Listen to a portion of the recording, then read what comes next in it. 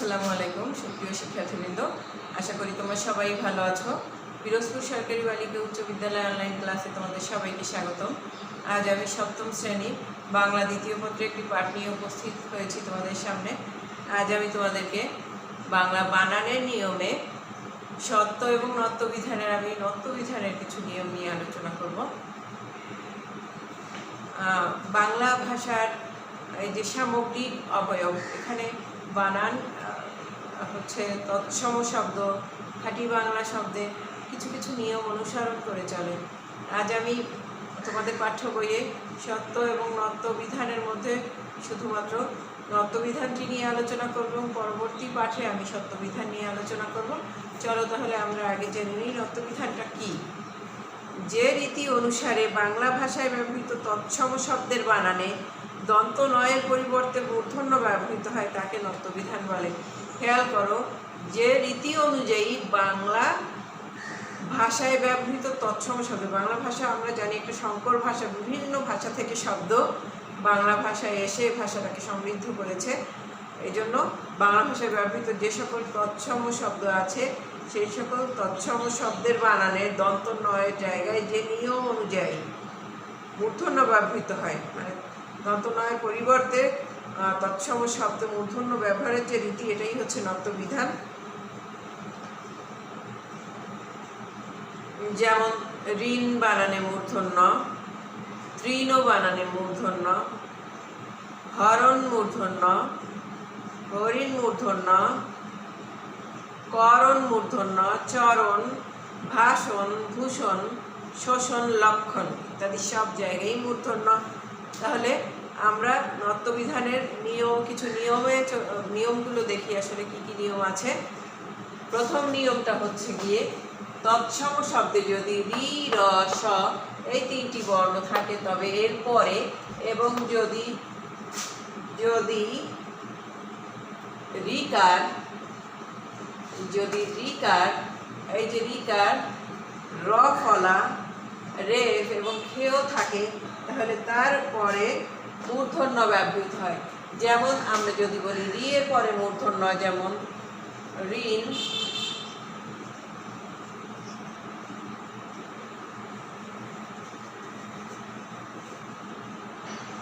রি এর পরে মূর্ধন্য ঋণ। যদি রিকারের পরে মূর্ধন্য বলি ঘৃণা, তৃণ, মসৃণ। তাহলে কি দাঁড়ালো? তৎসম শব্দে যদি রি, র, স এই তিনটি বর্ণ থাকে এবং যদি রিকার, র ফলা, রেফ এবং ক্ষীয় থাকে তাহলে তারপরে কি হবে? মূর্ধন্য ব্যবহৃত হবে। উদাহরণে তোমরা সেটাই দেখতে পাচ্ছ। র এর পরে দেখো মূর্ধন্য, এটা ধরো এটা হচ্ছে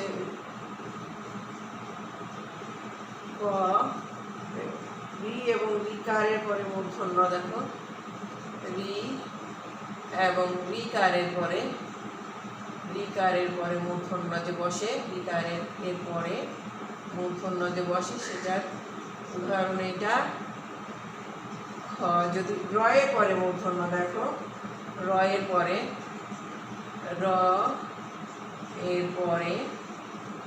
মূর্ধন্য বসে।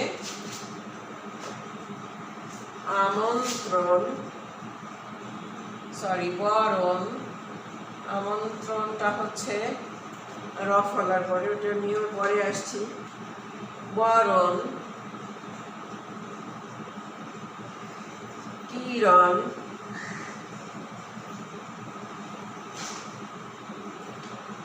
চরণ,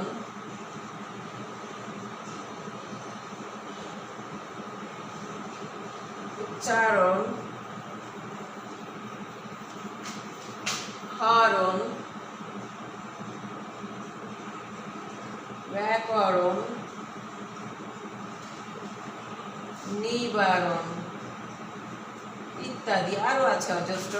তাহলে সব জায়গায় দেখতে পাচ্ছ র এর পরে মূর্ধন্য বসেছে, র এর পরে মূর্ধন্য বসেছে ইত্যাদি। এরপরে র ফলার পরে যে মূর্ধন্য বসে সেটা দেখব। র ফলার পরে মূর্ধন্য বসে সেটা দেখব। আমন্ত্রণ, নয় তয়ের ফলা মূর্ধন্য আমন্ত্রণ। মুদ্রণ,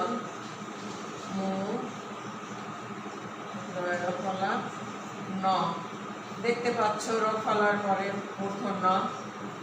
এরপরে আছে মিশ্রণ,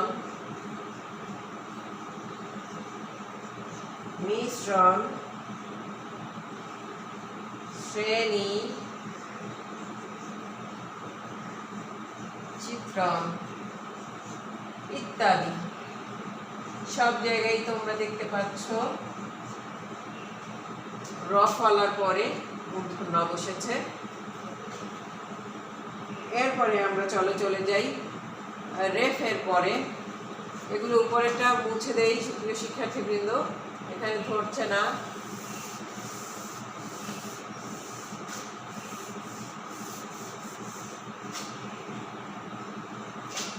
ঘ, রেফের পরে মূর্ধন্য বসে, রেফের পরে অর্ণব,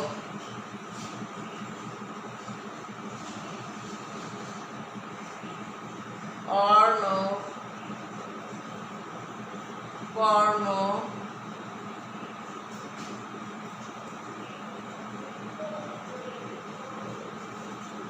পূর্ণ, বর্ণ ইত্যাদি। এখানে ইত্যাদি লিখে দেই। আরও আছে, তোমরা যখন বইয়ে নিজেরা অনুশীলন করবে তখনই দেখতে পাবে যে আরও অসংখ্য উদাহরণ দেওয়া আছে। এরপরে উতে মূর্ধন্য এর পরে যে বসে, এরপরে এই মূর্ধন্য বর্ণের পরে বসে দেখব আমরা দূষণ,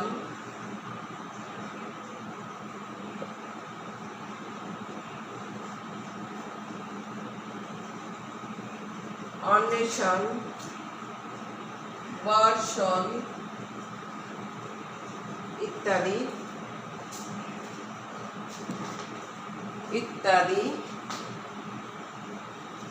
এরপরে দেখো চলে যাই চয়ে আছে ক্ষিয় এর পরে মূর্ধন্য বসে, ক্ষিয় এর পরে মূর্ধন্য বসে।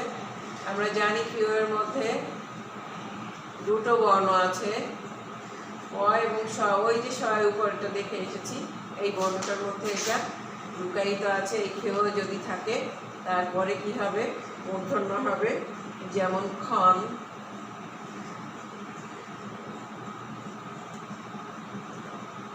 শিখন,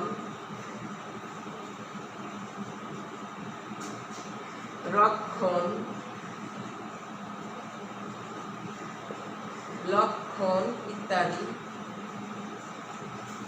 তো সুপ্রিয় বন্ধুরা, এ পর্যন্ত তোমরা দেখলে নত্যবিধানের। আজ আমরা শুধু নত্যবিধান নিয়ে আলোচনা করব।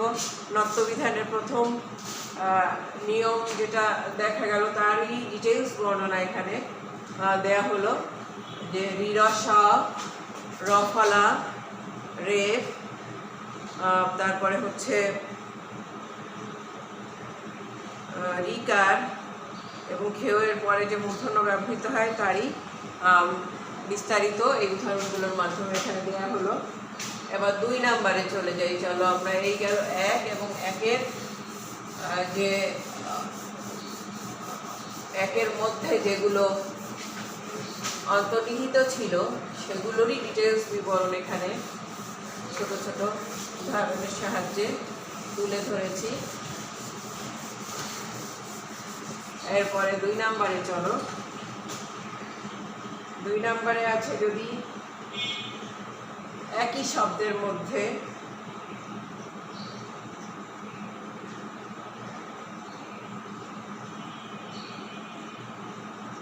একই শব্দের মধ্যে যদি রি থাকে, রিকার থাকে, র থাকে বা রেফ থাকে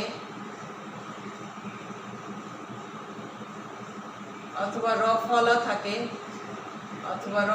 থাকে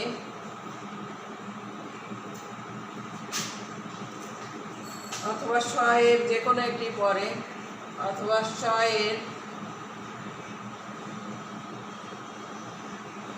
অথবা স, র ফলা অথবা স, এগুলোর যে কোনো একটি পরে যদি স্বরবর্ণ থাকে,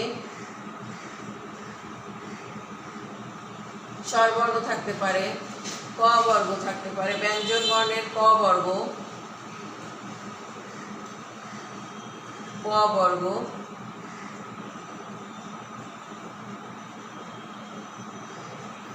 ক বর্গ এবং অন্তঃস্থ, অন্তর্জ এবং অনুস্বর, এগুলোর যদি এক বা একাধিক বর্ণ থাকে,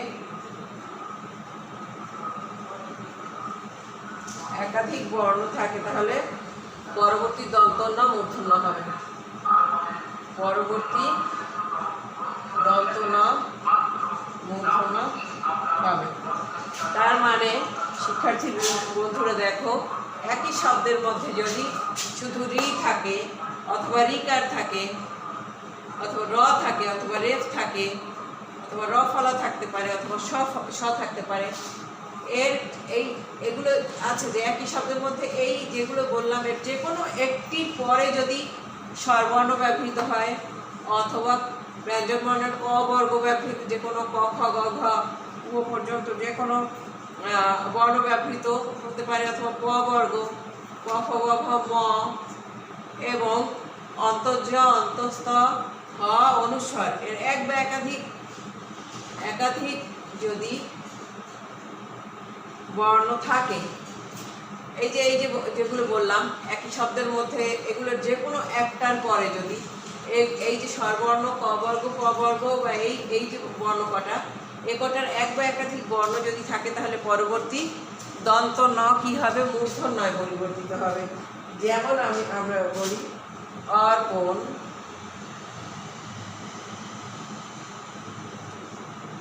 অর্পণ, কৃপণ, উদাহরণ দিয়েই আমরা বুঝব। দর্পণ,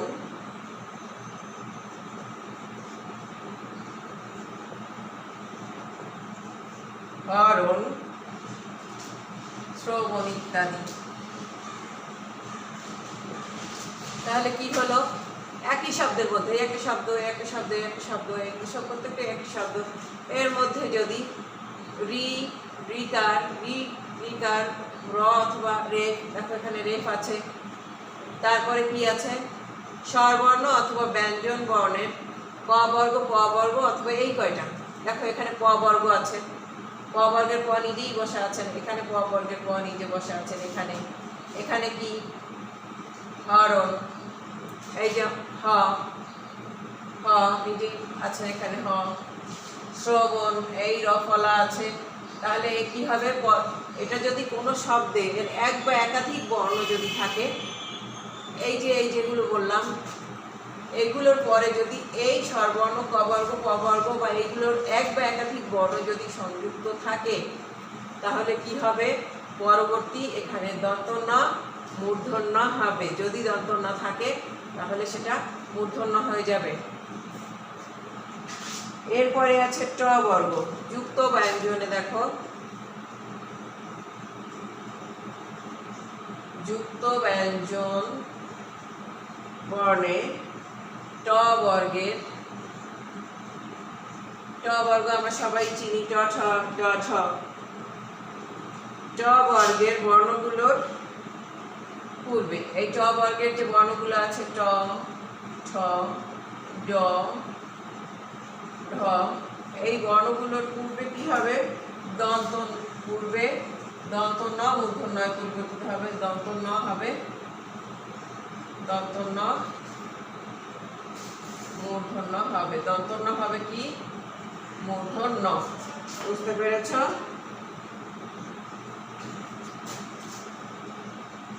দন্ত নয় পরিবর্তে মূর্ধন্য হবে, যেমন কণ্ঠ দেখো নয়,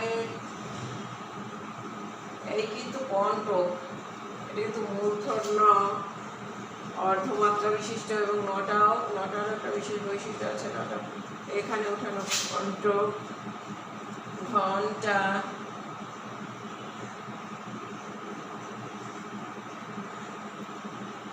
ঘন্টা,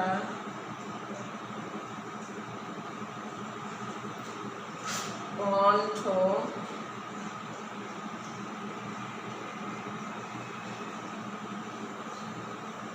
পণ্ডিত,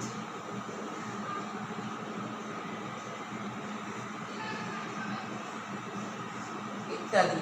দেখো বলেছে যুক্ত ব্যঞ্জন, এটা যুক্ত ব্যঞ্জন, একটা না এখানে দুটো ব্যঞ্জন বর্ণ মিলে একটা যুক্ত ব্যঞ্জন গঠিত হয়েছে। যুক্ত ব্যঞ্জনে ট বর্গের পরে সবসময় ট বর্গের পূর্বে সবসময় দন্ত ন, যুক্ত ব্যঞ্জনে কি ট বর্গের পূর্বে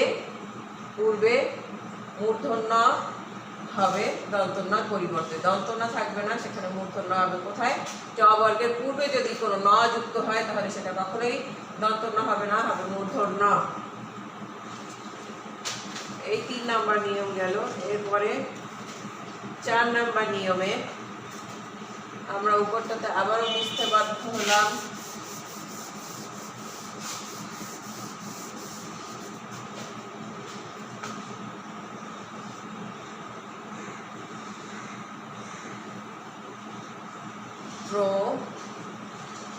পরা পূর্ব অপর, এই শব্দগুলোর পর অন্য শব্দ বসলে, এই শব্দগুলোর পরে যদি অন্য শব্দ বসে, অন্য শব্দ বসে,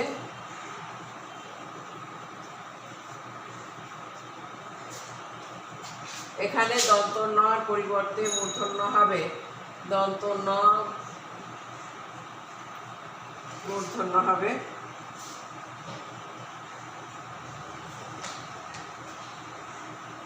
যেমন প্রাণ কিভাবে, প্রাণ মূর্ধন্য হবে এখানে,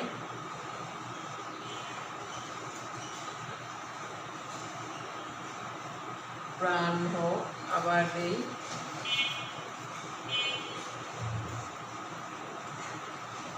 প্রাণ মূর্ধন্য, এটা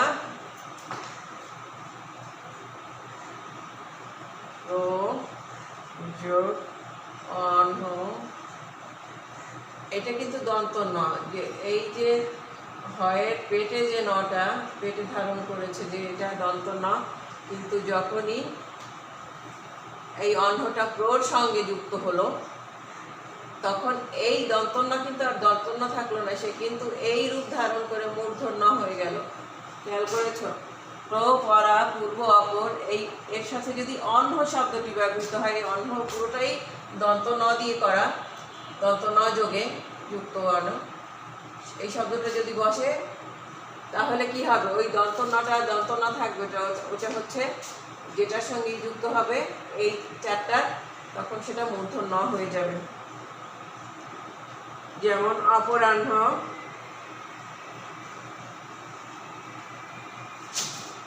অপর যোগ অহ্ন, এখানে অহ্নটা দন্ত ন দিয়ে করা, এটা হয়ে গেছে অপরাহ্ন,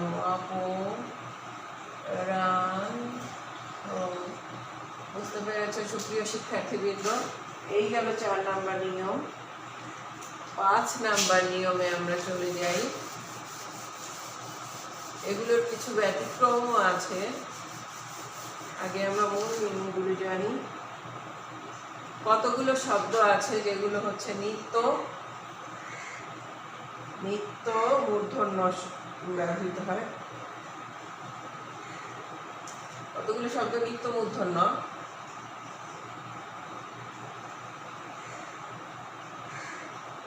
মূর্ধন্য ন, মূর্ধন্য ন, অনু, কোণ, যে ব্যতিক্রম বললাম স্বাভাবিক,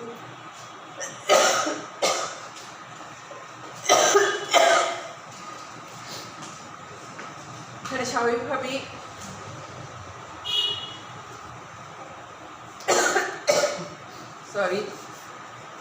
এগুলোতে স্বাভাবিকভাবেই মূর্ধন্য ব্যবহৃত হয়।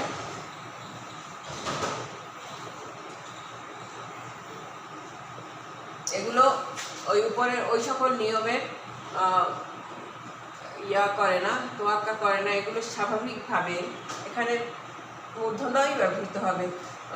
এই নিয়মে সে আলোকে সেটা করুক বা নাই করুক, এটাকে সেই জন্য নিত্য মূর্ধন্য ন বলা হয়। গণ্য, পণ্য, বিপণী,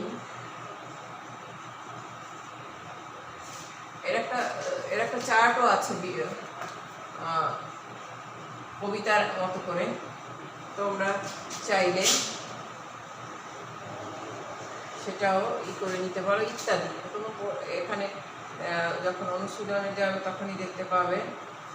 চাণক্য, মাণিক্যগণ, বেনুবিনা, কঙ্কন, কণিকা, এরকম আছে কত কিছু, আরেকটা ছড়ার মতো আছে, সেটা তোমরা চাইলে করে নিতে পারো। কঙ্কন, বিজ্ঞান, কণি, বেনু, বিপণী, তারপর ভণিতা, শোণিত, লাবণ্য, পূর্ণ, বেণী, বীণা, কঙ্কন, কণিকা, এইসব এগুলো নিত্য মূর্ধন্যয়ের মধ্যে পড়ে।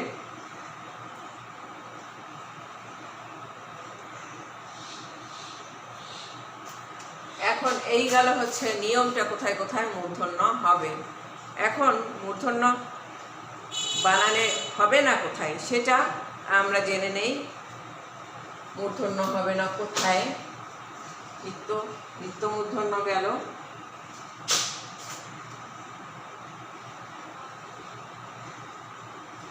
এরপরে কোথায় হবে না? ত বর্গের পরে হবে না কোথায় দেখি আমরা, ব্যবহৃত হবে না কোথায়? এক, ত বর্গের পরে সবসময়, ত বর্গের পরে সবসময় দন্ত ন। কোথায়? ত বর্গের পরে ত, থ, দ, ধ, দন্ত ন। এই নয়ের নিজস্ব অধিকারে, দন্ত নয়ের নিজস্ব অধিকারে আছে যে বর্গটা, সেই বর্গের পরে সবসময়ই দন্ত ন ব্যবহৃত হবে। যেমন অন্ত, দুরন্ত, শান্ত, গ্রন্থি, পান্থ, বন্দুক ইত্যাদি।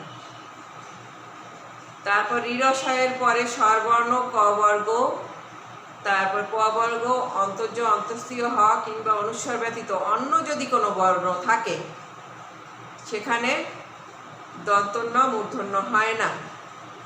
যেমন বলেছি আগে যে ঋরস্বয়ের পরে যদি বা রিকার, রফলা এগুলোর পরে যদি কি থাকে, স্বরবর্ণ ক বর্গ, প বর্গ, অন্তস্থীয়, অন্তর্য, হ, অনুস্বর এগুলো, এবং এগুলো যদি এক বা একাধিক বর্ণ যদি কোনো শব্দের মধ্যে থাকে তারপরে কি হবে? দন্ত ন মূর্ধন্য হবে।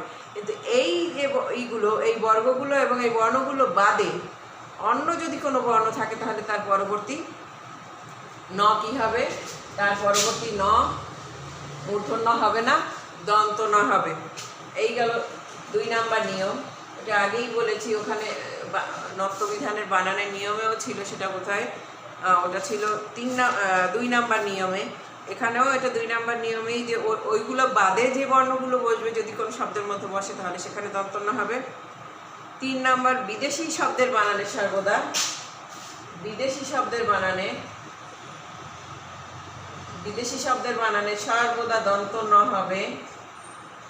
বিদেশি শব্দের বানানে সর্বদা দন্ত ন হবে। যেমন iron, chlorine, green, drain, eastern, কেরানি, জার্মান, ফার্নিচার, সেকেন্ড ইত্যাদি। ক্রিয়াপদের বানানে দন্ত ন হবে। ক্রিয়াপদে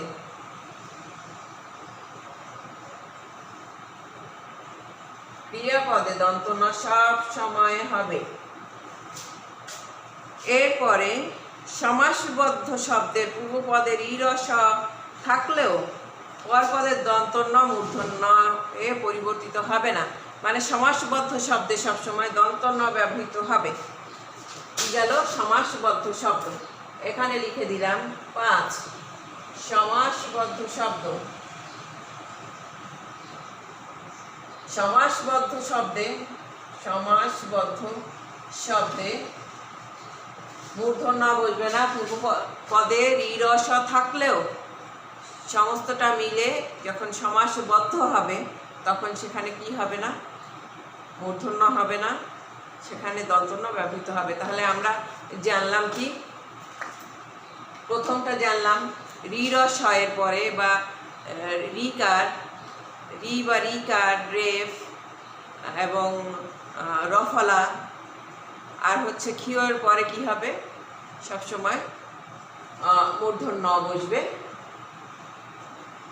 তারপরে এখানে আমরা নিয়মে পেলাম যে এখানে দন্ত ন বসবে ত বর্গের পরে, মানে মূর্ধন্য নিজস্ব যে বর্গটা ওটার পরে। দ্বিতীয় নিয়ম হচ্ছে যে রি র স এরপরে এই কটি শব্দ অথবা রিকার, র রেফ, মূর্ধন্য স, এরপরে যদি কোনো স্বরবর্ণ কোনো একটা শব্দের মধ্যে যদি স্বরবর্ণ ক বর্গ, প বর্গ, অন্তস্তীয়, অন্তর্য, হ, অনুস্বর এই বর্ণগুলোর এক বা একাধিক বর্ণ থাকে, সেখানেও দন্ত ন পরিবর্তিত হয়ে মূর্ধন্য বসবে। এখানে পেলাম কি, ওই যে দ্বিতীয় নম্বর নিয়মে কি পেলাম, ওইগুলো বাদে, ওই বর্ণগুলো বাদে যদি অন্য কোনো বর্ণ বসে সেখানে কি হবে, রি রসা থাকার পরেও ওর পরে যদি অন্য কোনো বর্ণ বসে, যেমন স্বরবর্ণ বাদে অন্য কোনো বর্ণ, ক বর্গ, প বর্গ, অন্তস্তীয়, অন্তর্য, হ, অনুস্বর বাদে যদি অন্য কোনো বর্ণ বসে, রি রসা থাকা সত্ত্বেও সেখানে কি বসবে, দন্তন্য হবে। তারপরে কি আছে 4 নম্বরে দেখলাম পর, পরা, পূর্ব, অপর এই শব্দগুলো যদি অন্যের সঙ্গে যুক্ত হয় তাহলে সেখানে দন্ত ন থাকা সত্ত্বেও যখন একত্রিত হয়ে যুক্ত হবে তখন সেখানে মূর্ধন্য হবে। আর এখানে 3 নম্বরে বলেছে কি, যে বিদেশি, হ্যাঁ এখানে বলেছে বিদেশি শব্দে কি হবে, সবসময় দন্ত ন ব্যবহৃত হবে। ওখানে আছে কতগুলো নিত্য মূর্ধন্য, যেগুলো স্বাভাবিকভাবে মূর্ধন্য হবে, সেটা নিয়ম নীতির আলোকে নয়, ওটা ওইভাবেই প্রচলিত হয়ে এসেছে এবং ওইভাবেই ব্যবহৃত হয়। এখানে বলেছে ক্রিয়াপদে সবসময় দন্ত ন হবে এবং সমাসবদ্ধ শব্দ রি রস থাকা শব্দ পূর্বপদে, তাহলে কি হবে, যখন সমাসবদ্ধ হবে তখন সেখানে কি হবে, সেখানে দন্ত ন ব্যবহার হবে। এই গেল নত্যবিধানের আলোচনা। সুপ্রিয় শিক্ষার্থীবৃন্দ, আমরা আগামী ক্লাসে সত্যবিধানের আলোচনা নিয়ে তোমাদের সামনে উপস্থিত হব। সে পর্যন্ত ভালো থাকো। আল্লাহ হাফেজ। সবাই সবার সুস্থ এবং সুন্দর জীবন কামনা করছি।